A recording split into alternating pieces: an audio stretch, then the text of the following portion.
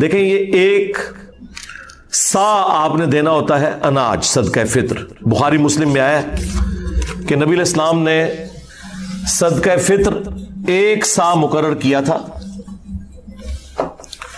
اناج جو کی شکل میں، گندم کی شکل میں، کھجور کی شکل میں، پنیر کی شکل میں، کشمش کی شکل میں، یہ ساری چیزیں بخاری مسلم میں آئی ہیں. اور ہر بڑے چھوٹے ایون ایک دن کے بچے کی طرف سے بھی، خواہ غلام ہے یا آزاد ہے، مرد ہے، عورت ہے، بوڑھا ہے، بچہ ہے، وہ اس نے ادا کرنا ہے ایک سا. یہ نبی علیہ السلام نے اسے مشروع فرمایا.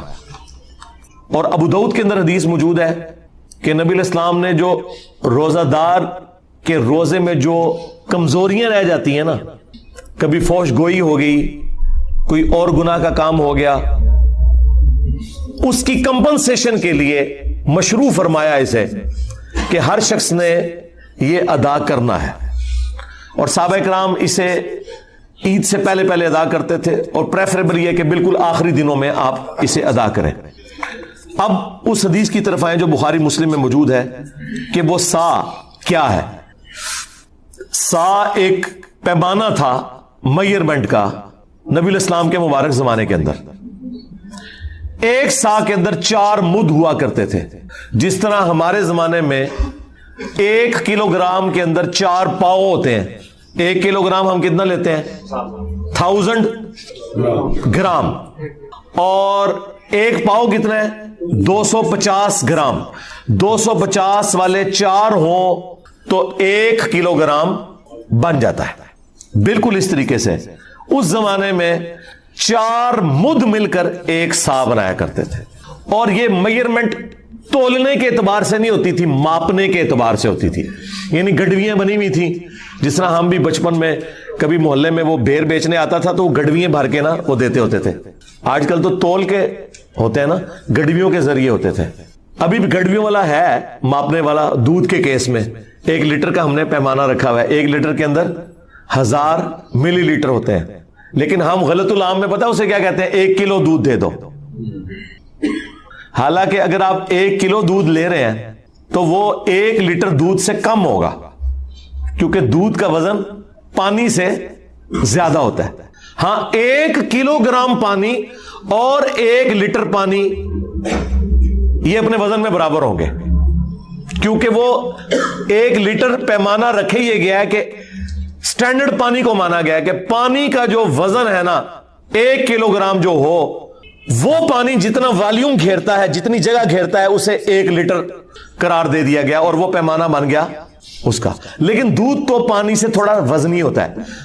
تو دودھ اگر آپ 1 کلو گرام لیتے ہیں نا، 1 کلو گرام دودھ، تو وہ آپ کو 1 لیٹر پانی یا 1 لیٹر جو دودھ ہونا چاہیے تھا اس سے کم پڑے گا، کیونکہ اس کا وزن زیادہ ہے، وہ پہلے ہی پورا ہو جائے گا.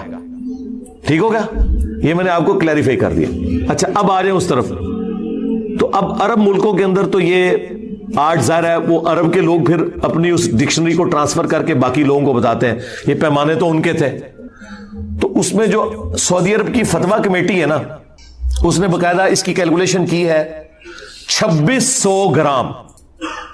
یہ فتویٰ کمیٹی نے جو ڈاکومنٹ نکالا نا، ویسے تو اگر یہ پورا 2500 گرام ہوتا تو ہم کہہ دیتے 2.5 کلو، لیکن انہوں نے نکالا ہے اس کا 2600 گرام، یعنی 2.5 کلو کے اوپر 100 گرام. ایک کیلکولیشن یہ چل رہی ہے. ایک اور کیلکولیشن ہے جس میں ذرا پرانے زمانے کی ہے، وہ کنورژن کرتے ہیں نا، 2750 گرام بن رہا ہے، یعنی 2.25 کلو. اور ایک تیسری کیلکولیشن میں 2400 گرام بن رہا ہے، جس میں 1 مد 600 گرام کے برابر ہے، تو وہ 4 مد ایک ساتھ مل کے 2400. تو یہ 3 یعنی چل رہے ہیں 2400 گرام، 2600 گرام، 2750 گرام. یہ 2750 جو ہے یہ سیف سائڈ کے اوپر ہے، یہ 2.25 کلو ہے. ٹھیک ہے؟ تو 2750 گرام یعنی کہ 2.25 کلو یہ اپروپریٹ ہے. ایک سا 2750 گرام 2.25 کلو. اور اگر زیادہ احتیاط آپ نے کرنی ہے راؤنڈ آف کر لیں، 3 کلو ہی دے دیں. 3 کلو کھجور بھی دے سکتے ہیں، ظاہر ہے وہ تو مہنگی پڑے گی، 600 روپے کلو کھجور آلموسٹ ہے 1800. آٹا کتنا کلو چل رہا ہے جی؟ 150. تو اگر آٹا لیں گے 300 تو 450 روپے بن جائے گا. ٹھیک ہے. کشمش لیں گے تو ہزاروں میں بنے گی. پنیر لیں گے ہزاروں میں بنے گی. اچھا یہ سب پھر وہ آپ نے 2.25 کلو یا 3 کلو سب کے لیے وزن ایک ہی ہے, ایک سا, کیونکہ بخاری مسلم میں ہے کہ ایک سا دیتے تھے اناج, اور پھر ساتھ دیا ہے کشمش, پنیر, کھجور, گندم, جو اناج ہے وہ سارے کا سارا اس میں آتا ہے. وزن وہی رہے گا 2.25 کلو یا راؤنڈ آف کر کے 3 کلو. اور یہ جو میں آپ کو یہ فگر بتا رہا ہوں یہ سنی اور شیعہ کے ہاں کامن ہے. ہاں مسلم شریف میں آتا ہے کہ حضرت معاویہ رضی اللہ تعالیٰ عنہ نے جہاں اور کئی معاملات کے اندر سنت میں اپنی رائے کو داخل کیا, اس میں بھی داخل کر دیا تھا. انہوں نے کہا تھا کہ جی ہمارے والی جو گندم ہے وہ اعلیٰ کوالٹی کی ہے, لہذا ہم آدھی گندم دیا کریں گے. تو ابو سعید خدری اس پہ ناراض ہوئے. انہوں نے کہا کہ میں جو چیز رسول اللہ سے سن چکا ہوں اور آپ کے حکم پہ عمل کر چکا ہوں, میں تو مرتے دم تک ایک سا ہی دیا کروں گا صدقہ فطر. تو شکر الحمدللہ ماموں پارٹی بھی ایک سا ہی دیتی ہے آج. ہاں وہ ماموں کے مطابق نہیں چل رہے بلکہ بخاری مسلم کے مطابق چل رہے ہیں. تو وہ آپ نے نصف سا نہیں کرنا کہ جی وہ والی گندم سستی ہے تو وہ والی مہنگی ہے. گندم جو آپ کھاتے ہیں وہ. اب اگر کوئی یورپ اور امریکہ میں ہے نا جناب, تو اس نے یورپ اور امریکہ کے ریٹ کے اوپر کرنا ہے. تقسیم بے شک پاکستان میں کرے لیکن کھارا تو وہاں سے ہے نا. یہ تو نہیں ہو سکتا کہ کھارا وہاں ہے اور کیلکولیشن یہاں کی نکالے گا وہ, نہ اس طرح نہیں ہو سکتا. ہاں قربانی کے جانور والا معاملہ ایک الگ ہے, وہ بھلے وہاں خریدے یا یہاں خریدے, وہ تو جانور پورا آپ نے لے لیا نا یا حصہ ڈال لیا, اور وہاں تو وہ پھر اس طرح کرنے بھی دیتے. لیکن یہ تو آپ نے جو خود کھاتے ہیں نا وہ آپ نے 3.25 کلو سیف سائڈ پہ رہتے ہوئے 3 کلو اناج آپ نے دینا ہے. تو اگر آپ آٹے کے مطابق کیلکولیشن کر لیں, اچھا یہ آٹا بھی 150 روپے کلو اس کے لیے جو 150 والا آٹا, اگر کوئی دیسی آٹا لے رہا ہے اور وہ اوپر ہے تھوڑا سا تو وہ اس اعتبار سے زیادہ ریٹ لگائے گا. ہاں دیسی کا ہے 150 ہے, چلے ٹھیک ہے. پھر سفید آٹا تو اس سے سستا ہوگا. ہاں تو 450 ہے 3 کلو کا, تو ٹھیک ہے 450 آپ کر لیں. اور اگر آپ افورڈ کر سکتے ہیں تو راؤنڈ آف کر کے 500 دیں, زیادہ دینے میں کوئی گناہ نہیں ہے. کم میں مسئلہ ہے. اور یہ آپ کے روزے کے اندر جو کمزوریاں ہیں نا ان کا کفارہ بنے گا, یہ ذہن میں رکھیے گا.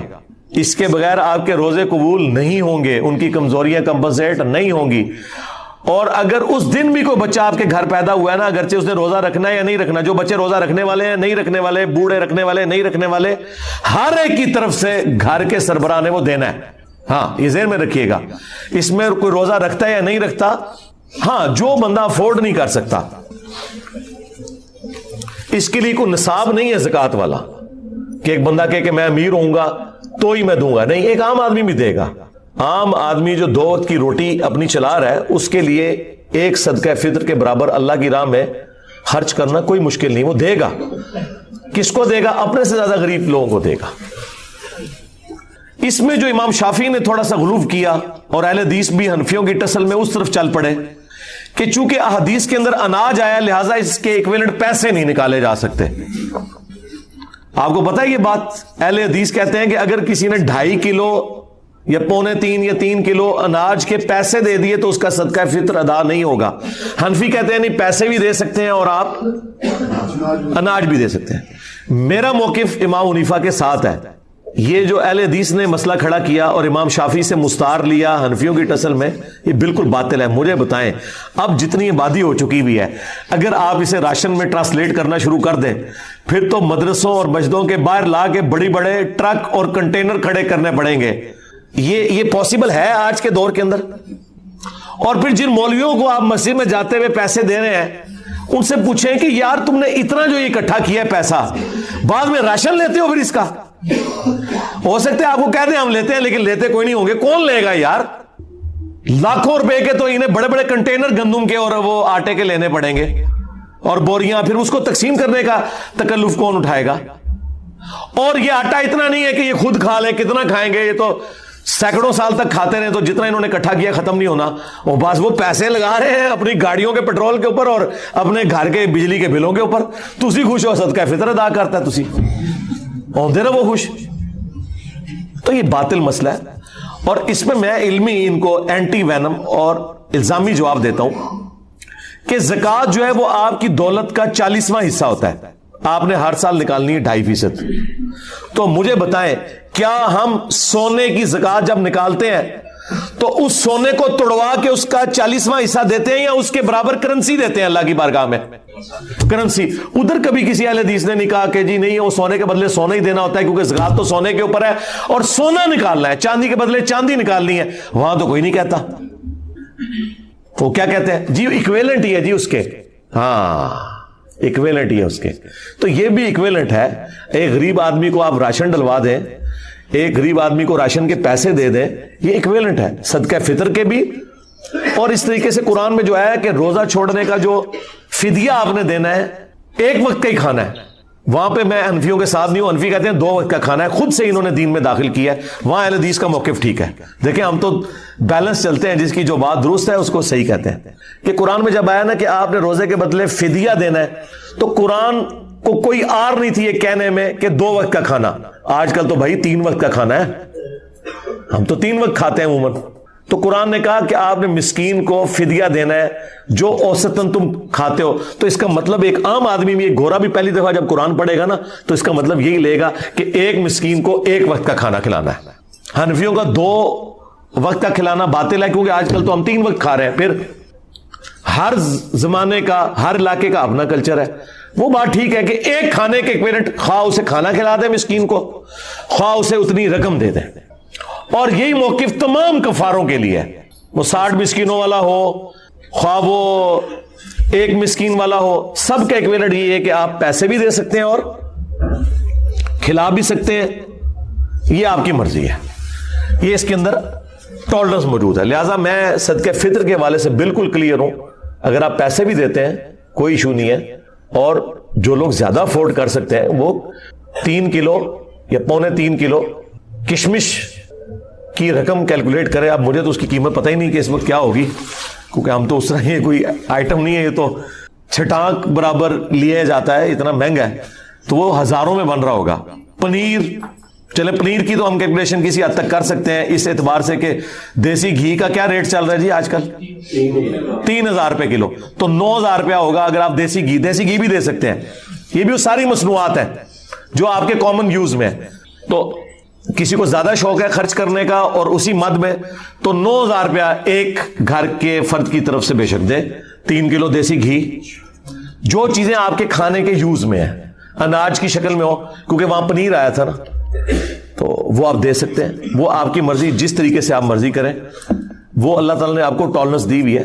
لیکن بہتر یہی ہے کہ آپ وہی چیزیں جو احادیث کے اندر آئی ہیں، جو کشمش، پنیر، گندم اور اسی کی فارم آٹا، کھجور، یہ آپ دے سکتے ہیں. کھجور کی کیلکولیشن چلے آسان ہے. جو اچھی والی تھوڑی سی نارمل کھجور ہے وہ 600 روپے کلو ہے، تو 1800 بن گیا. چلے 2000 روپے آپ فیکس دے دیں. ضروری ہے آپ نے 500 دینا، 2000 بھی دیں فیکس. اور ہر گھر کے ہر فرد کی طرف سے آپ نے دینا ہے. جو بیچارے افورڈ نہیں کر سکتے وہ نہ دیں، وہ لے لیں. ہاں ظاہر ہے اللہ تعالیٰ نے بیلنس کیا نا. زکوٰۃ دینے والے جبھی اپنی زکوٰۃ دیں گے جب کوئی لینے والا بھی موجود ہوگا. ہاں تو وہ لے لیں اگر نہیں دے سکتے. لیکن اگر وہ افورڈ کر سکتے ہیں تو وہ اپنے سے غریب لوگوں کو دیکھیں. دنیا میں ہر غریب آدمی سے نیچے بھی کوئی غریب آدمی موجود ہوتا ہے، صرف آپ کو نظر نہیں آ رہا ہوتا کیونکہ آپ نے چشمہ اپنا لگایا ہوتا ہے. اس لیے مسلم شریف میں حدیث ہے، نبی علیہ السلام نے فرمایا ہمیشہ اپنے سے نیچے والے لوگوں کو دیکھو، یوں تمہیں اللہ کی نعمتوں کے اوپر قناعت نصیب ہوگی، صبر آ جائے گا. اوپر نہ دیکھو، اوپر کا تو اینڈ ہی کوئی نہیں ہے. اچھا اوپر جہاں دیکھنا چاہیے وہاں اوپر دیکھتے ہی کوئی نہیں، اور وہ ہے آخرت کے معاملے میں. ادھر کہتے ہیں بڑے گناہگار جی کتنے نبی صلی اللہ علیہ وسلم انہوں نے صحابہ، ٹھیک ہے. یعنی وہ یہ کہہ رہے تھے حضرت ابو جہل پڑھنا جائے، سانو یہ نہ کہو کہ ابو بکر، عمر، عثمان و علی کے راستے پہ چلے. جہاں ہمیں کوشش کرنی چاہیے اعلیٰ درجے کی کہ ہم پیغمبروں کا پڑوس جنت میں حاصل کریں، وہاں کہتے ہیں سیدھے بڑے گناہگار، اور دنیاوی معاملات میں دوسری طرف چل پڑتے ہیں. یہ انسان اپنے آپ کو دھوکہ دے رہا ہوتا ہے، اس سے زیادہ کچھ نہیں ہے.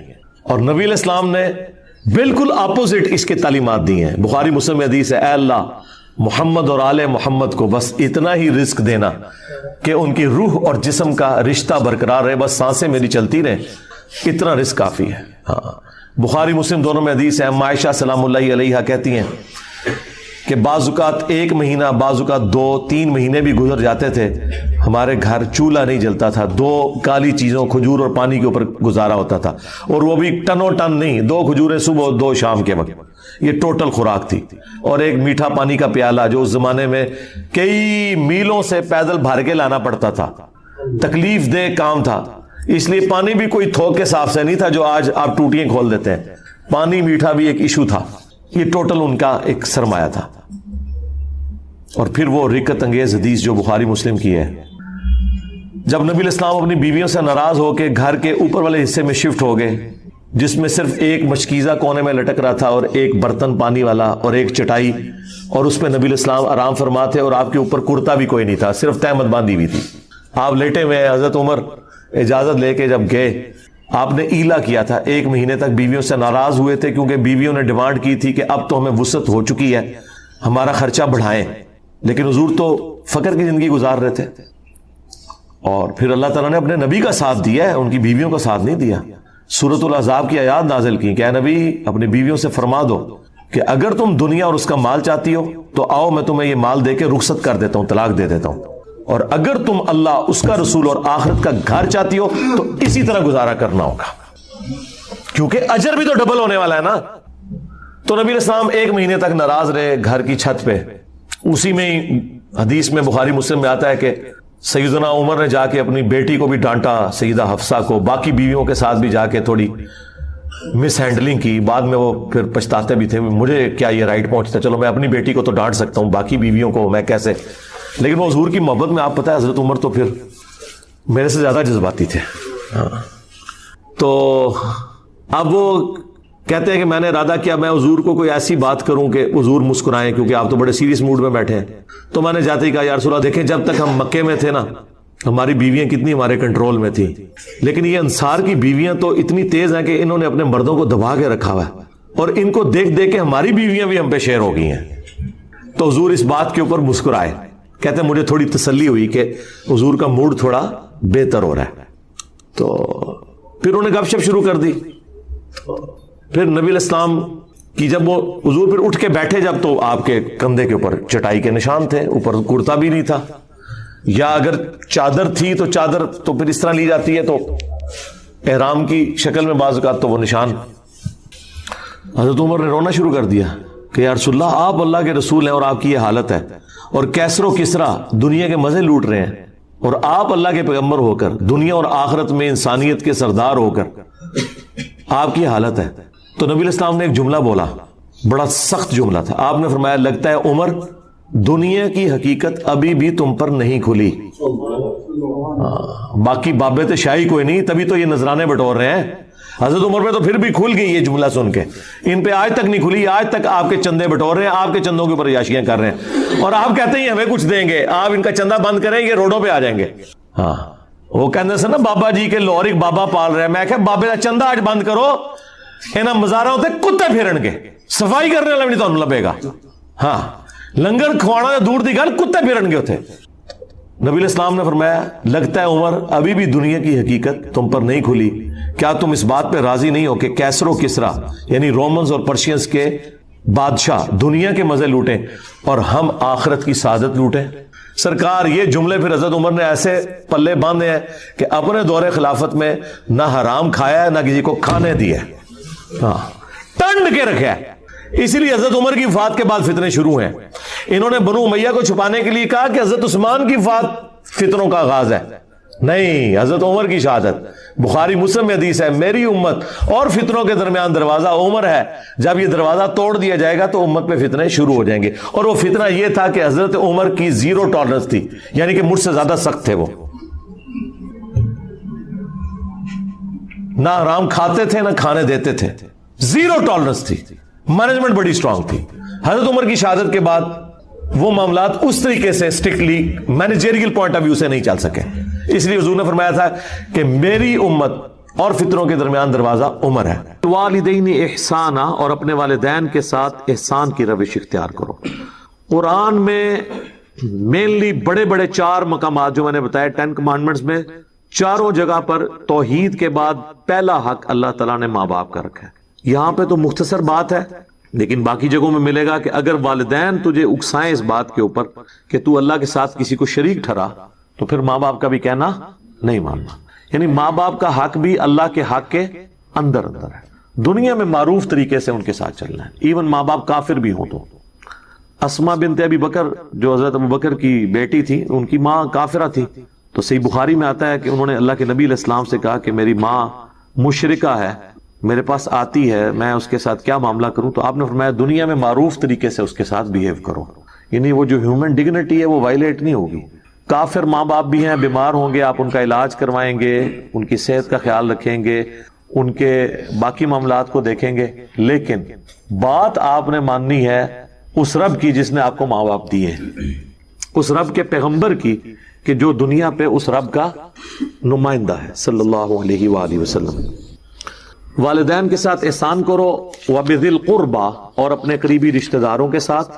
آپ دیکھیں گے قرآن میں ماں باپ کے بعد ہمیشہ رشتہ داروں کا ذکر ضرور آتا ہے پہلے نمبر پر، اس لیے کہ رشتہ داروں میں جیلسی فیکٹر ہوتا ہے. تو اللہ نے اسپیشلی کہا ہے کہ رشتہ داروں کے ساتھ ضرور اس نے شروع کرنا ہے. آپ کئی لوگ دیکھیں گے اپنے بہن بھائیوں کے ساتھ تو ان کی دشمنیاں چل رہی ہوتی ہیں اور یاروں دوستوں کو کھلا پلا رہے ہوتے ہیں. تو اسلام میں تو اس کی اجازت نہیں ہے. آپ کی زکوٰۃ کا بھی سب سے زیادہ حقدار آپ کے بہن بھائی ہیں. ماں باپ اولاد کو آپ زکوٰۃ نہیں دے سکتے، لیکن بہن بھائی کو تو زکوٰۃ لگتی ہے، پہلا حق ان کا ہے اگر وہ غریب ہے.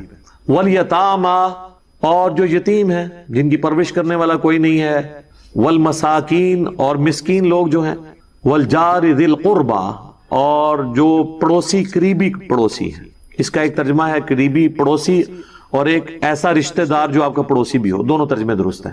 والجار الجنب، اور ایسا پڑوسی جو دور کا ہے، رشتہ دار نہیں ہے. یعنی پڑوسی تو ہے لیکن رشتہ دار نہیں، یا وہ رشتہ دار ہے لیکن دور کا رشتہ دار ہے.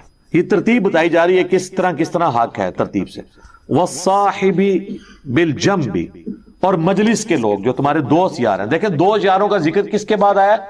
ماں باپ، رشتہ دار، پھر قریبی رشتہ دار، پھر دور کے رشتہ دار، پھر دوست. اسے دوست پہلے ہونے لیں، الٹا ایک معاملہ چل رہا ہے.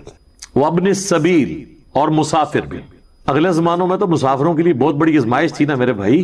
نہ تو کوئی موبی کیش تھا اور نہ کوئی ایزی پیسہ تھا. کسی کو راستے میں قافلے کو لوٹ لیا اور وہ گھر سے 4 مہینے کی مسافت پہ ہے، اس کا اونٹ بھی کسی نے چوری کر لیا تو وہ گھر کیسے پہنچے گا؟ آپ ذرا امیجن کریں. سفر تو گھوڑوں اور اونٹ پہ ہوتا تھا. ایون آج کے زمانے بھی اگر آپ کے پاس کرایہ نہیں ہے تو آپ کس طرح ایک بندہ کراچی سے اسلام آباد آتا ہے، یہاں اس کی جیب کٹ گئی ہے اور پیسے بھی کسی سے وہ مانگ نہیں سکتا، پیچھے اس کا کوئی ہے نہیں جو اس کو دے، تو ظاہر ادھر ہی وہ کسی سے مدد کے لیے کرے گا مجھے کم از کم ٹکٹ تو لے دیں. تو اس لیے مسافر کا حق آج بھی اسی طریقے سے امپورٹنٹ ہے. لیکن اس میں یہ کرنا چاہیے جو پروفیشنلز ہیں نا، ان کو گاڑی میں بٹھا کے آنا چاہیے، ان کو پیسے نہ دیں ٹکٹ کے، کیونکہ زیادہ تر یہ فراڈیے بھی ہوتے ہیں نا. تو میں تو ایسے ہی کرتا ہوں، میں بس میں بٹھا دیتا ہوں اور کنڈکٹر کو کرایہ دیتا ہوں اور اسے کہتا ہوں کہ بھئی اس کے پاس کرایہ نہیں تھا تو میں دے رہا ہوں، اور اگر یہ اترنے کی کوشش کرے تو کرایہ تیرا، تو وہ اتر جائے. بے شک کنڈکٹر کو تو لگ ہی جائے گا نا، وہ تو بیچارہ پہلے محنت مزدوری کر رہا ہے. اچھا ہم لوگ محنت مزدوری کرنے والوں کو دیتے ہوئے کتراتے ہیں، اور جو ہم سے مفتہ مانگتے ہیں. میری تو اکثر اس طرح، اب تو خیر میں نے اپنے گھر والوں کو کافی ایجوکیٹ کر دیا کہ آپ لوگ 10-10 ہزار کی شاپنگ کر کے نکلتے ہیں کپڑوں والی دکانوں سے، اور باہر چنچی والے کے ساتھ یہ بحث کر رہے ہوتے ہیں، وہ 60 مانگ رہے ہیں، آپ اسے 50 دے رہے ہیں، اور ادھر سے ایک فقیر گزرتا ہے اس کو 20 روپے نکال کے دے دیتے ہیں. تو اس فقیر کو آپ 10 دے دیتے، اس کو 60 کے 60 پورے دے دیتے. جو محنت مزدوری کر رہا ہے اس کا حق ہے. اور میرے تو اپنے زندگی میں اصول ہے، مجھے اگر کسی جگہ کے کرائے کا پتہ ہے، چونکہ میں بھی پبلک ٹرانسپورٹ پہ ہی سفر کرتا ہوں، ٹیکسی پہ یا رکشے پہ یا آئی ایس پہ، تو چلے فکس کرایہ ہوتا ہے. تو اگر اس نے پہلی دفعہ میں وہ کرایہ بتا دیا نا کہ یہ اتنا ہے، اور مجھے پتا ہے کہ اتنا ہی کرایہ ہے، میں کم بھی نہیں کرواتا. تو کئی بار لوگ ایک دم پریشان ہوتے ہیں. 1-2 بار تو جب میں نے کہا ٹھیک ہے چلیں، وہ کہتے ہیں نہیں جی لے جاؤ. وہ ڈر جاتے کہ یار یہ کون سا بندہ ہے جی، اس کو 120 بتایا تو اس نے 100 بھی نہیں کہا، تو یہ کیڑے چکر ہیں چاہے. یا اس کو یہ شک پڑ جاتا ہے کہ میں نے واقعی کم مانگ لیا ہے، مجھے زیادہ مانگنا چاہیے تھا. ایسا بھی ہو جاتا ہے. اور جو بٹھا لیتے ہیں پھر میں ان کو راستے میں بتاتا ہوں کہ میرے بھائی دیکھو میں نے تمہارا کرایہ کم نہیں کروایا. کیوں نہیں کروایا؟ تم نے جائز مانگا تھا، تو آمدہ بھی جائز مانگنا. ہم بھی تمہاری طرح کے ملازم پیشہ لوگ ہیں، ہم کوئی یعنی چندوں پہ تو نہیں پل رہے، یا ہم لوگوں کی جیبیں نہیں ہتھیاتے ہیں کہ ہمارے پاس اتنا مال ہو کے ہم جو ہے وہ اپنی علیحدہ سے ٹیکسی کے اوپر سفر کر رہے ہوں. تو ہماری بھی کوشش ہوتی ہے کہ یار بس جتنا نامینل طریقے سے گزارا ہو سکے تو اس کو ریلائز بھی کرا دیتے ہیں. وما ملکت ایمانکم، اور جو تمہارے قبضے میں ہیں تمہاری لونڈیاں اور غلام، جو میں نے پہلے بھی عرض کیا کہ یہ سسٹم آبسلیٹ ہو چکا ہے، لیکن ان کے حقوق اپنی جگہ تھے جو، اور اس کو آج ماڈرن فارم میں آپ اس فارم میں سمجھ سکتے ہیں کہ ہر وہ چیز جو آپ کے انڈر آتی ہے، آپ کے گھر میں کام کرنے والے جو لوگ ہیں، اگرچہ وہ لونڈی اور کنیز کے نہیں، وہ آزاد لوگ ہیں، لیکن بہرحال وہ آپ کے انڈر تو آتے ہیں، تو آپ ان کی بھی ضرورتوں کا خیال رکھیں. اور اس حوالے سے میں کہوں گا کہ دنیا میں خوش نصیب ترین ملک جو ہے نا وہ پاکستان ہے. پاکستان میں غریب لوگ تو چل ہی چیریٹی کے اوپر رہے ہیں. یہاں پر یعنی لوگ اپنے گھر میں کام کرنے والوں کے ساتھ بہت زیادہ حسن سلوک کرتے ہیں. اگر گھر والوں میں سے کوئی باہر سے آتا ہے تو وہ اپنے گھر میں کام کرنے والی جو عورتیں ہیں ان کے لیے بھی کوئی نہ کوئی گفٹ لے کے آتا ہے، ان کو بھی کچھ نہ کچھ کپڑے لے کے دے دیتے ہیں. کل کو ان کے بچیوں کی شادیاں ہوتی ہیں تو پھر وہ جن گھروں میں کام کرتی ہیں وہ پھر ان کو ہیلپ آؤٹ کرتے ہیں. اور یہ آلموسٹ ہر جگہ ہو رہا ہے، اور یہ ہمارے اس معاشرے کی خوبصورتی ہے، اس کلچر کی خوبصورتی ہے، اور اسلام کی دین ہے یہ کہ ظاہر ہے کہ خرچ تو وہی کرتا ہے جسے امید ہو آخرت میں ملنے کی، لیکن اس میں یہ چیز ہونی چاہیے کہ آپ اپنے ملازم کو زکوٰۃ اس لیے سے نہیں دے سکتے کہ اب یہ میرے ساتھ ضرورت سے بڑھ کے اس نے سلوک کرے چونکہ میں نے اسے زکوٰۃ دی ہے. زکوٰۃ اللہ کا حق تھا آپ پر، وہ اگر آپ اپنے ملازم کو دیتے ہیں نا تو اس کے اگینسٹ آپ اگر اس سے یہ تمنا کریں گے نا کہ اس کے اگینسٹ وہ میرے ساتھ زیادہ لائلٹی شو کرے، آپ کی زکوٰۃ فارغ ہوگی، وہ نئے سرے سے دینی پڑ جائے گی. ملازمین کو زکوٰۃ دینے والا معاملہ بڑا خطرناک ہو جاتا ہے. ایک لمحے کے لیے بھی آپ کو یہ خیال آ گیا، چلے دل میں وسوسہ آنا اس پہ گرفت نہیں ہے، لیکن آپ نے اسے ایگزیکیوٹ کر دیا، اسے ڈانٹ دیا کہ تم نے میں فریج لے کے دیتا سی، تو فریج تو آپ نے لے کے دیا تھا زکوٰۃ کے پیسوں کا، تو اس پہ احسان کیسا؟ وہ تو آپ پہ احسان ہے اس کا کہ اس نے لے لیے تاکہ آپ نے اللہ کا ایک فرض پورا کر لیا. تو ملازمین کو زکوٰۃ دیتے وقت یہ خطرہ لاحق رہتا ہے کہ ہر وقت کہ کہیں آپ کی بدنیتی آگے بیچ میں تو وہ فرض ہی فارغ ہو جائے گا، نئے سرے سے دینی پڑ جائے گی. یہ پھر اپنا خود بخود محاسبہ کرنا ہوگا. بعض لوگ یہ کرتے ہیں پھر اس کے اگینسٹ ان سے ڈبل مزدوریاں کروا رہے ہوتے ہیں، اور ظاہر ہے وہ تو بیچارے پسا ہوا طبقہ ہے تو انہوں نے تو کرنا ہی کرنا ہے. تو لہٰذا حسن سلوک والا معاملہ ان کے ساتھ ضرور کریں. اکثر لوگ پوچھتے ہیں، ہاں جو غیر مسلم آپ کے گھروں میں کام کر رہے ہیں ان کو آپ اپنی زکوٰۃ نہیں دیں، لیکن صدقہ اور خیرات تو ان کو دے سکتے ہیں، عام صدقہ اور خیرات، اور آپ کو ثواب بھی ہوگا اس کے اوپر. زکوٰۃ اسپیسیفکلی مسلمانوں کا حق ہے کہ پہلے ان کو دی جائے. البتہ اگر مسلمان امیر ہو جاتے ہیں یا ان کی بیسک نیڈز پوری ہو جاتی ہیں پھر آپ غیر مسلم کو بھی زکوٰۃ دے سکتے ہیں. ان کو کہا جاتا ہے مؤلفۃ القلوب، تالیف قلب کے لیے ایسے لوگوں کو زکوٰۃ دینا تاکہ وہ اسلام کی طرف مائل ہوں، تو ان کو بھی زکوٰۃ پھر دی جا سکتی ہے. لیکن یہ اس صورت میں جب مسلمانوں سے آپ فارغ ہو بیٹھے، یہ نہیں ہے کہ مسلمان ذلیل ہو رہے ہیں اور آپ غیر مسلموں کو زکوٰۃ دے رہے ہیں. پہلا حق ان کا ہے کہ ان کو زکوٰۃ دی جائے. باقی جو عام جتنی بھی نفلی عبادات ہیں، چاہے قربانی کا گوشت ہو، صدقہ اور خیرات ہو، عقیقے کا کھانا ہو، عام جو نظر نیاز اللہ کی راہ میں آپ دیتے ہیں، 11ویں نہیں اللہ کے لیے، جو وہ سب کی سب آپ غیر مسلم کو بھی دے سکتے ہیں، اس کو بھی کھلانے کا ثواب ہے. فیمیلز جادوگرنیاں جادو کیا کرتی تھی تو ان کے شر سے بھی میں اللہ کی پناہ میں آتا ہوں. وَمِن شَرِّ حَاسِدٍ إِذَا حَسَدَ، اور ہر حسد کرنے والے کے حسد سے بھی تیری پناہ میں آتا ہوں. اب اس کے دو معنی ہو سکتے ہیں، ایک تو نظر بد ہے. مسلم شریف میں حدیث ہے کہ اگر تقدیر پہ بھی کوئی چیز سبقت لے جاتی تو وہ نظر بد ہوتی. صحیح مسلم میں حدیث ہے، ایک لڑکی کا رنگ پیلا پڑا تھا، نبی اسلام نے فرمایا اسے نظر کا دم ڈلواؤ، اسے نظر لگی ہے. نظر لگ جاتی ہے اور اس کا دم یہی ہے. تو اس اعتبار سے بھی حسد کرنے والے کا حسد، اور دوسرا یہ کہ حسد کرنے والا اپنے نظر سے تو کوئی نقصان نہ پہنچا پائے لیکن فزیکلی آپ کو نقصان پہنچائے، اس کے دل میں آپ کے لیے نفرت اتنی اجاگر ہو الٹیمیٹلی آپ کے قتل کے اوپر آمادہ ہو جائے. یہ میں کل پرسوں سن رہا تھا ٹی وی کے اوپر کہ ایک شخص نے اپنی بیوی کو قتل کیا، اس قتل کی وجہ سے وہ 5 سال جیل میں رہا کیونکہ اس کے ساس سسر نے اس پہ مقدمہ کیا. پھر ساس سسر نے اس کو معاف کر دیا، اس کی وجہ سے وہ چھوٹ کے آیا. جس دن چھوٹ کے آیا ساس سسر کو بھی آگے قتل کر دیا. 5 سال میں بھی اس کو غصہ ٹھنڈا نہیں ہوا، اور اتنا احسان فراموش کی جس کی بچی ماری تھی ان کے معاف کرنے پہ وہ جیب سے باہر نکلا اور ان کو بھی آگے قتل کر دیا. یہ ہے من شر حاسد اذا حسد، یعنی حسد کی جب آگ کسی کے اندر بھڑک اٹھے تو میں اللہ تیری پناہ میں آتا ہوں. آمین. یہ جو سورۃ الفلق تھی میرے بھائیو، یہ سورت تھی جو چیزیں انسان پہ باہر سے حملہ آور ہوتی ہیں نا ان کے حوالے سے. ایک صورت ہے جو اندر سے حملہ آور ہوتی ہیں نا چیزیں, ان کے بارے میں وہ اگلی صورت ہے.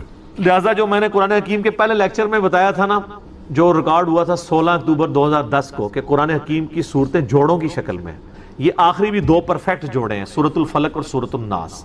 مرد و عورت جوڑا ہے نا, وہ مل کے ایک مشترکہ کمپلیشن کرتے ہیں.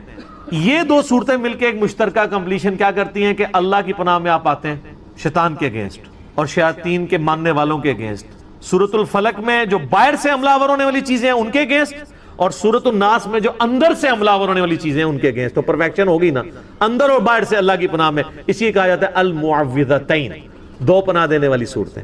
قل اعوذ برب الناس, اے نبی علیہ السلام عرض کیجئے اپنے رب کے حضور کہ میں لوگوں کے پروردگار کی پناہ میں آتا ہوں. مالک الناس, جو لوگوں کا بادشاہ ہے. الہ الناس, لوگوں کا معبود ہے. من شر الوسواس الخناس, اس بار بار وسوسہ ڈالنے والے خناس کے شر سے, شیطان کے شر سے.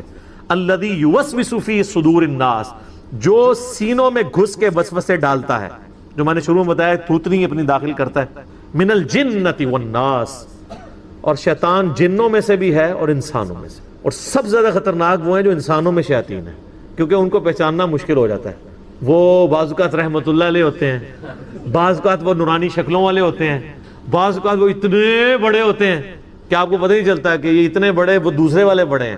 شکلوں سے دھوکہ کھاتے ہیں. اور اگر آپ کہہ رہے ہیں ایسا نہیں ہے تو میں کہوں گا اس بات پہ اجماع ہے. آپ بریلویوں سے دیوبندیوں کے بزرگوں کے بارے میں پوچھیں تو وہ کہیں گے یہ تو یہی ہے من الجنۃ والناس, اور دیوبندیوں سے بریلویوں کے بزرگوں کے بارے میں وہ اس طرح کہیں گے. تو پھر کنسنسس ہوا نا. تو ہم بھی اللہ تعالیٰ سے ان سارے شیاطین, اسی لیے آپ دیکھتے ہیں میں جب بھی کسی عالم کے بارے میں اس کی چیز کو ہائی لائٹ کرتا ہوں میں کہتا ہوں حافظہ اللہ تعالی من الجنۃ والناس, اللہ اس کی حفاظت کرے جنوں سے بھی انسانوں سے بھی. انسان بھی تو انسان کو آمادہ کر دیتا ہے نا سرکشی کے اوپر, پھونک چڑھا دیتے ہیں فالوورز. اور ڈاکٹر طاہر القادری صاحب بےچارے اب آ کے انہوں نے اناؤنسمنٹ کی ہے کہ میں یعنی توبہ کرتا ہوں سیاست سے. اتنے سال زندگی کے اتنے قیمتی آدمی نے ضائع کیے ہیں لوگوں کے پھونک چڑھانے کے اوپر. تو بعض اوقات فالوورز بھی شیاطین ثابت ہو جاتے ہیں اپنے لیڈر کے لیے, بعض اوقات لیڈر اپنے فالوورز کے لیے شیاطین ثابت ہو جاتا ہے, مس یوز ہو رہا ہوتا ہے. بخاری اور مسلم دونوں میں حدیث ہے کہ اپنی نفلی نمازوں کا کچھ حصہ اپنے گھروں میں پڑھا کرو, گھروں کو قبرستان نہ بناؤ. اور مسلم میں آگے الفاظ ہیں کہ اس سے تمہارے گھروں میں برکت ہوگی. تو مرد کے لیے سنت یہی ہے کہ فرض نماز تو مسجد میں پڑھے گا, لیکن جو نفلی نماز ہے وہ اپنے گھر آ کر ادا کرے, اس سے برکت ہوگی. اور کہا گیا کہ قبرستان نہ بناؤ, کیونکہ قبرستان میں جو لوگ چلے گئے اب وہ دنیا میں آ کے تو اعمال نہیں کر سکتے. یہ حدیث بخاری میں بھی ہے اور مسلم میں بھی. ایک اور حدیث ہے بخاری اور مسلم میں کہ مرد کی سب سے افضل نماز وہ ہے فرض کے بعد جو وہ نفلی نماز, جسے آپ سنت موقدہ کہہ لیں, وتر کہہ لیں, نفل کہہ لیں, غیر موقدہ کہہ لیں, جو اپنے گھر میں آ کے وہ ادا کرتا ہے. بلکہ ایک بڑی حیران کن حدیث ہے, وہ بھی بخاری اور مسلم دونوں میں, کہ مرد کی جو اپنے گھر میں پڑھی ہوئی نماز ہے فرض کے علاوہ, مرد کا ذکر اس لیے کیا گیا کہ عورتوں کے لیے تو ہے ہی گھر میں نماز پڑھنا, مرد ہی فرض نماز کے لیے باہر جاتے ہیں, وہ تو ان کے لیے واجب ہے. تو بخاری مسلم کے الفاظ ہیں مرد کی اپنے گھر میں پڑھی ہوئی نفلی نماز فرض کے علاوہ جو ہے وہ میری مسجد نبوی میں نماز پڑھنے سے بھی افضل ہے. کتنی بڑی فضیلت ہے. اور یہ حدیث کوئی یعنی ہلکی حدیث نہیں ہے, بخاری اور مسلم میں ہے, یعنی اچھی سند کی حدیثیں ہیں. یہ کسی مسلمان پر لعنت بھیجنا اسے قتل کرنے کے برابر ہے, جبکہ ہم زندگی میں لعنت بھیجتے ہیں. جنرل لعنت تو آپ بھیج سکتے ہیں نا, بائی نیم نہ بھیجیں. جنرل لعنت تو ہو سکتی ہے, جھوٹوں پہ اللہ کی لعنت, یہ آئی قرآن میں, لعنت اللہ علی الکاذبین, ظالموں پہ اللہ کی لعنت, لعنت اللہ علی الظالمین, یہ بھی آیا. باقی جو اہل کلمہ ہے, اہل قبلہ ہے, بائی نیم اس پہ لعنت آپ نہیں کر سکتے. لیکن اس کا یہ مطلب نہیں ہے کہ جو مسلمان ہے وہ لعنتی نہیں ہو سکتا. لعنتی تو ہو سکتا ہے بھائی, کیوں نہیں ہوگا. جھوٹ بولے گا تو لعنتی ہو جائے گا, ظلم کرے گا تو لعنتی ہو جائے گا. ہمیں یہ کہا گیا کہ ہم اسے یہ نہ کہیں کہ تو لعنتی ہے, بلکہ یہ کہیں کہ اس عمل کی وجہ سے تم لعنت کے مستحق ہو, توبہ کر لو. یہ تو آپ کریں گے. جنرل آپ لعنت بھیج سکتے ہیں, میں نے کئی بار بھیجی ہے کہ جن لوگوں نے اہل بیت کے ساتھ ظلم کیا ان پہ اللہ کی لعنت, اللہ کے فرشتوں کی لعنت, تمام لعنت کرنے والوں کی لعنت. ہاں یہ قرآن میں بھی لکھا ہوا ہے. آیت درود ہے 56 نمبر سورۃ الاحزاب کی, ان اللہ وملائکتہ یصلون علی النبی اللہم صلی علی محمد وعلی آل محمد. اس سے اگلی آیت جو ہے وہ ہے ان الذین یؤذون اللہ ورسولہ لعنہم اللہ فی الدنیا والآخرہ. جو اللہ اور اس کے رسول کو تکلیف دیتے ہیں ان پہ اللہ کی لعنت ہے دنیا میں بھی اور آخرت کی زندگی میں بھی, اور اللہ تعالیٰ نے ان کے لیے ذلیل و خوار کر دینے والا عذاب تیار کر رکھا ہے. دیکھیں یہ اللہ نے آیت کہاں فٹ کی ہے, آیت درود سے اگلی آیت ہے.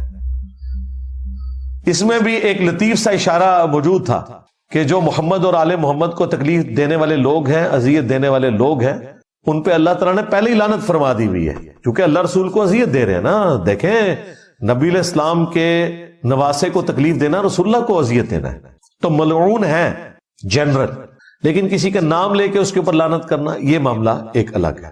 میں اگر وصیت کر کے مرتا ہوں کہ میرا کل 40واں وغیرہ نہ کروایا جائے لیکن پھر بھی میرے گھر والے کروائیں تو وہ کیسا عمل ہوگا؟ اس کا وبال ان کے اوپر ہوگا. آپ بری الذمہ. اب کئی مسلمان ہیں انڈیا کے اندر جنہوں نے اپنا ایمان چھپایا ہوا ہے, فوت ہو جاتے ہیں, ان کی چتا کو وہ آگ بھی لگا دیتے ہیں, ہندوؤں کے طریقے سے سارے معاملات لے کے چلتے ہیں, تو وہ ان کو کوئی فرق نہیں پڑے گا, ان کا اور اللہ کا معاملہ ہے. آپ نے تو ایک سٹیپ اور طے کیا ہے کہ دلیری کے ساتھ بتا دیا ہے کہ یہ بدعت نہیں کرنی میرے ساتھ. یہ تو بدعت ہے, لیکن جو مرے ہوئے شخص کی طرف سے صدقہ اور خیرات کرنا ہے, اصالہ ثواب کی وہ شکل تو سنت ہے نا. فوت شدگان کی طرف سے غریبوں کو کھانا کھلانا, ان کے لیے دعائے مغفرت کرنا, وہ تو میری تفصیلی ویڈیو آپ دیکھیں اصالہ ثواب کے 10 طریقے. تو صرف یہ گھر والوں کو نہ بتائیں کہ میرا کل 40واں نہیں کروانا, بلکہ یہ بھی بتائیں کہ کیا کرنا ہے, یہ بھی بتائیں. یہ نہ ہو کہ مرنے کے بعد کوئی کہہ رہا ہو مر گیا مردود, نہ فاتحہ نہ درود. تو یہ آپ نے کلیئر کرنا ہے ان کو کہ بھائی ہم قائل ہیں. دیکھیں کس لیول کے اوپر ہے کہ اسلام میں تو آپ نے مرنے سے پہلے ہی تمام مومنین کے لیے دعا کرنی ہے, جو ہم اپنی نمازوں میں بھی کرتے ہیں. ربنا آتنا فی الدنیا حسنہ وفی الآخرۃ حسنۃ وقنا عذاب النار. اے اللہ ہمیں دنیا میں بھی بھلائیاں عطا فرما اور آخرت میں بھی بھلائیاں عطا فرما, اور سب سے بڑی بھلائی ہے کہ ہمیں جہنم کے عذاب سے بچا لے, آمین.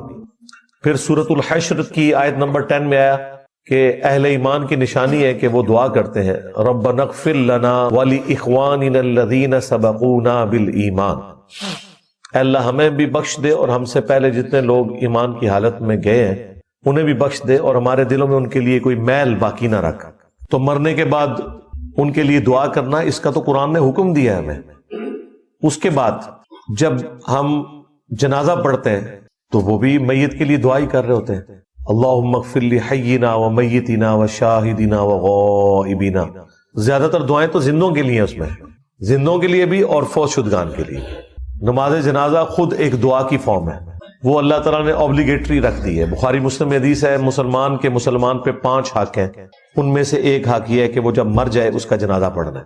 تو یہ بھی اصالہ ثواب کا ایک ذریعہ ہے. حتیٰ کہ مسلم شریف میں حدیث ہے جس کے جنازے میں 40 ایسے لوگ شریک ہوں جو شرک نہ کرتے ہوں, اللہ تعالیٰ ان کی شفاعت اس شخص کے حق میں قبول کر لے گا, یعنی اس کی بخشش ہو جائے گی. مرنے کے بعد مردے کو نفع پہنچانے کے لیے سب کچھ کیا جا رہا ہوتا ہے نا, تو اس کی اعلیٰ ترین شکلیں یہ ہیں دعا کرنا, جنازہ پڑھنا. پھر ابو داؤد میں حدیث ہے جب اپنے بھائی کو دفنا چکو تو قبر پہ کھڑے ہو کر قبر کے سوالات میں استقامت کے لیے اس کے حق میں دعا کرو, یہ بھی دعا ہے. اور پھر پوری زندگی جب بھی آپ نے قبرستان جانا ہے تو مسلم شریف میں دعا ہے السلام علیکم اہل الدیار من المؤمنین والمسلمین وَإِنَّا إِن شَاءَ اللَّهُ بِكُمْ لَلَاحِقُونَ نَسْأَلُ اللَّهَ لَنَا وَلَكُمُ الْعَافِيَةَ. اس میں بھی دیکھیں زندوں کے لیے بھی دعا ہے, مردوں کے لیے بھی دعا ہے. تو مسلمان کی تو پوری زندگی دعا سے, اصالہ ثواب سے عبارت ہے. تو وہ اصالہ ثواب کے 10 طریقے آپ میری ویڈیو دیکھیں, میں نے تفصیل کے ساتھ اس کے اوپر دلائل پیش کیے ہیں. عیدی سینٹر یا کسی ادارے سے بچہ گود لینا جس کے والدین کا نہ پتہ ہو, اس کے بارے میں کیا حکم ہے؟ اگر اس کو قانونی طور پر گارڈین کی طرح لیا جائے, ٹھیک ہے گارڈین ہی پھر لکھوائیں, والد کا نام نہیں ہوگا, گارڈین سرپرست کا نام بالکل لکھے, والد وہ نہیں ہوگا. بعض اوقات ایسا ہوتا ہے کہ کوئی عورت اپنے خاوند کے مرنے کے بعد کسی اور مرد سے شادی کرتی ہے تو شرعی اعتبار سے وہ جو دوسرا مرد ہے وہ اس کے پہلے خاوند کی اولاد کا بھی باپ بن جاتا ہے.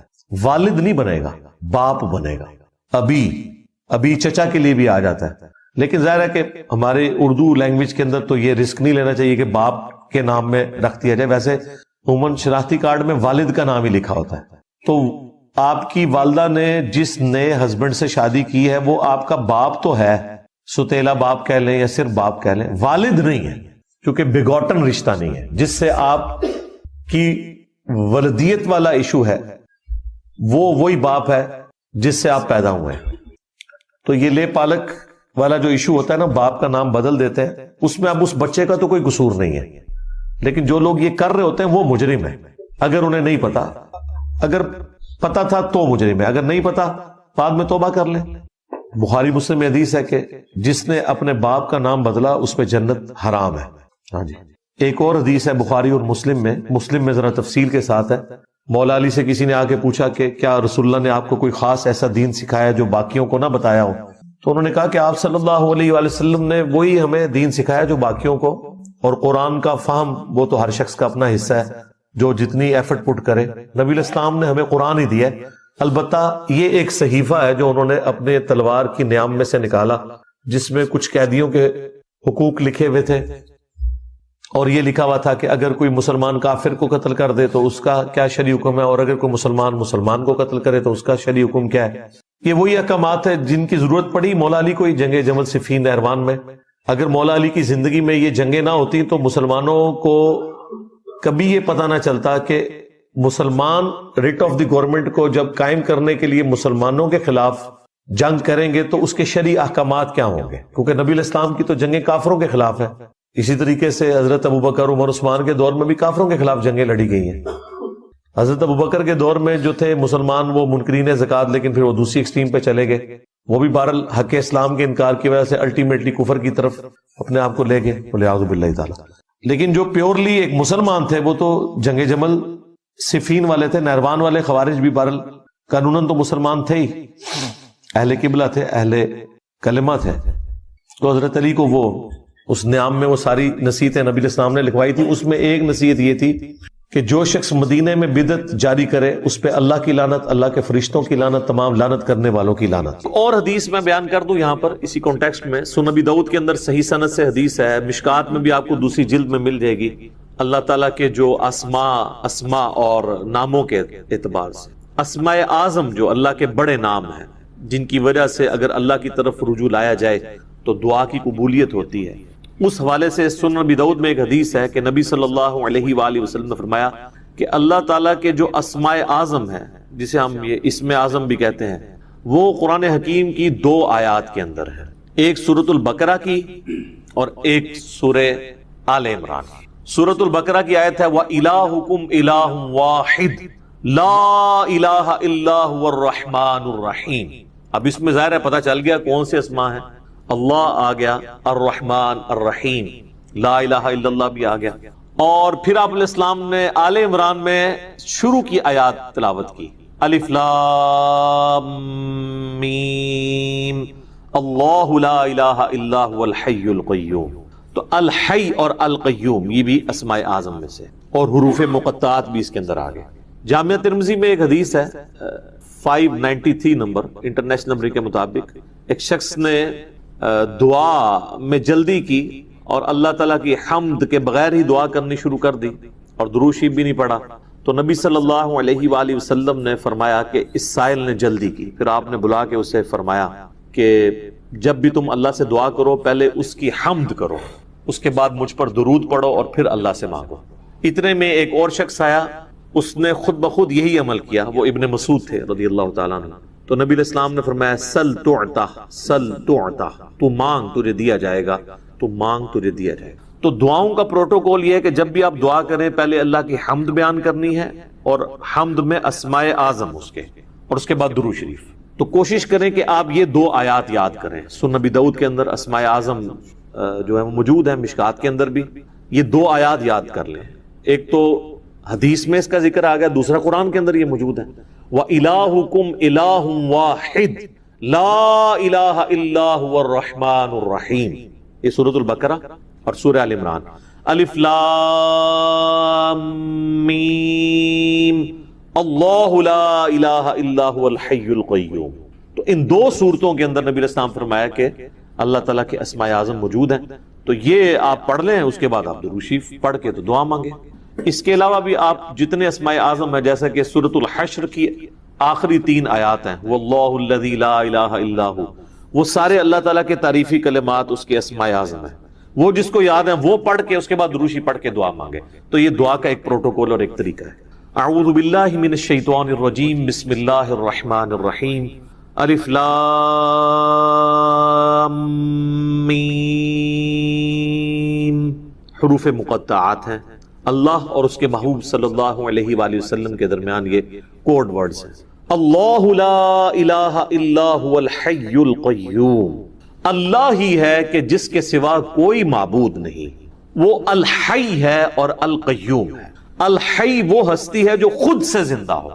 کائنات میں ایک ہی ہستی ہے جو خود سے زندہ ہے، باقی سب کی زندگی ادھار ہے، مستار ہے. چاہے کوئی فرشتہ ہو، کوئی پیغمبر ہو، کوئی جن ہو، کوئی عام انسان ہو، کوئی جاندار ہو، کوئی بے جان ہو، ہر ایک کی زندگی ادھاری ہے، اللہ کے دینے پر ہے. جب تک وہ چاہے گا رہے گی، جب وہ چاہے گا ختم کر دے گا. کل نفس ذائقۃ الموت، ہر جان نے موت کا مزہ چکھنا ہے. سارے فرشتوں نے مرنا ہے، سارے پیغمبروں نے مرنا ہے، سارے جنات نے مرنا ہے، سارے انسانوں نے مرنا ہے. یہ موت ہر مخلوق کی ڈیسٹنی ہے، یہ تقدیر میں چیز طے ہے. اللہ ایک ہستی ہے جسے موت نہیں آنی. اسی لیے اگر زندگی کا لفظ کسی پر بولا جائے تو صرف اللہ ہی ہے. الحی خود سے زندہ، اور القیوم قائم رکھنے والا. ساری کائنات اس کی وجہ سے قائم ہے. اس کا اگر امر پیچھے سے ہٹ جائے تو کوئی بھی چیز اپنی جگہ پرفارم نہیں کر سکتی. اللہ تعالیٰ چاہے گا تو آگ گرم کرے گی، نہیں چاہے گا تو ابراہیم پہ دیکھیں ٹھنڈی ہوگی. تو آگ کچھ نہیں کر سکتی. اصل میں جو اللہ تعالیٰ نے اس کے اندر خاصیت رکھی ہے، جب تک اللہ چاہے گا کہ وہ ایگزیکیوٹ ہو تو ہوگی، ادروائز نہیں. یہ ہے القیوم. اللہ نے ہر چیز کو تھاما ہوا ہے، خود سے زندہ ہے اور ہر چیز کو تھامے ہوئے. تو اسی لیے دیکھیں نبی علیہ السلام نے جو میں نے ابو داؤد کی حدیث بتائی کہ اللہ کے اسماء اعظم میں سے ہے الحی القیوم. یہ والی آیت بھی آپ نے تلاوت کی. وَإِلَٰهُكُمْ إِلَٰهٌ وَاحِدٌ لَا إِلَٰهَ إِلَّا هُوَ الرَّحْمَٰنُ الرَّحِيمُ. الف لام میم، اللہ لا الہ الا هو الحی القیوم. اسی طریقے سے جامعہ ترمذی میں ایک حدیث ہے، اس کی سند کمزور ہے لیکن اس کی صحیح سند المستدرک للحاکم میں موجود ہے اور سنن نسائی الکبریٰ کے اندر موجود ہے. عمل الیوم واللیلہ، صبح شام کے اذکار والے چیپٹر کے اندر، کہ نبی علیہ السلام نے اپنی بیٹی فاطمہ سے فرمایا تھا، اے میری بیٹی مجھ سے لے لے اور صبح شام اس کو پڑھا کر. یا حی یا قیوم برحمتک استغیث اصلح لی شأنی کلہ ولا تکلنی الی نفسی طرفۃ عین. اے خود سے زندہ ہر چیز کو تھامنے والے، میں تیری رحمت کے ساتھ تیری مدد کا سوال کرتا ہوں. اصلح لی شأنی کلہ، میرے تمام کاموں کو سنوار دے. ولا تکلنی الی نفسی طرفۃ عین، اور مجھے پلک جھپکنے کے برابر بھی میرے نفس کے سپرد نہ کرنا، تو ہی مجھے سنبھالنا. تو اس میں بھی یا حی یا قیوم کا وظیفہ آ گیا. یہ بھی اللہ تعالیٰ کے اسماء اعظم میں سے. یعنی جسم کا پاک ہونا، کپڑوں کا پاک ہونا، جس جگہ پر آپ نماز پڑھ رہے ہیں اس کا پاک ہونا. اسی طریقے سے وضو غسل کا اہتمام کرنا، اس پہ میں بتا چکا. مسئلہ نمبر 42 ہم ریکارڈ کروا چکے ہیں، 2.25 گھنٹے کی گفتگو، اس ڈیٹیل میں آج جانے کی ضرورت نہیں. دوسری چیز صحیح بخاری اور صحیح مسلم کی متفق علیہ حدیث ہے کہ آپ صلی اللہ علیہ وسلم نے فرمایا کہ اعمال کا دار و مدار نیتوں پر ہے. نیت کے بغیر نماز درست نہیں ہے، کوئی بھی عمل درست نہیں. لیکن نیت زبان سے نہیں کرنی ہوتی. تو اب صرف کیا نماز کی نیت ہوتی ہے؟ وضو جب ہم کرتے ہیں اس کے لیے بھی نیت ضروری ہے. تو کیا ہم نیت کرتے ہیں، نیت کرتا ہوں عشاء کے نماز کے وضو کی، کسی نے کی ہے کبھی؟ یا نیت کرتا ہوں اس استنجے کی جو میں اب عشاء کی نماز کے لیے کرنے جا رہا ہوں، کبھی نہیں کرتے. نماز کے لیے الفاظ کیوں آئے؟ تو یہ علماء نے خود ڈیوائز کیے ہیں، خام خواہ امت کے اندر یہ چیز ایڈ کی. نیت دل کے ارادے کا نام ہے. آپ جب گھر سے چل پڑے آپ کی نیت ہوگی، زبان سے اس کو دہرانا نبی صلی اللہ علیہ وسلم سے، نہ صحابی سے، نہ کسی تابعی سے ثابت ہے. لہٰذا اس کو یہ بات کہنے میں آر نہیں، اور اس کو برا نہ مانیے گا. خود صوفیاء کے ہاں جو بہت بڑے امام مانے جاتے ہیں، مجدد الفسانی جن کو وہ کہتے ہیں، شیخ احمد سندی صاحب، انہوں نے اپنے مکتوبات میں لکھا ہے کہ زبان کے ساتھ نماز کی نیت کرنا بدعت ہے. یہ انہوں نے لکھا. تو یہ بات میں ان کی، اگرچہ مجھے ان سے کئی معاملات میں بہت اختلاف ہے، لیکن ان کی اس بات کی میں تائید کرتا ہوں کہ واقعی ہی یہ بدعت ہے، ثابت ہی نہیں ہے۔ تیسری چیز صحیح بخاری اور مسلم کی متفق علیہ حدیث ہے کہ آپ صلی اللہ علیہ وسلم نے حکم فرمایا کہ جب بھی نماز پڑھنے لگو تو قبلہ رخ ہو جاؤ۔ تو ہماری مسجدیں عموماً قبلہ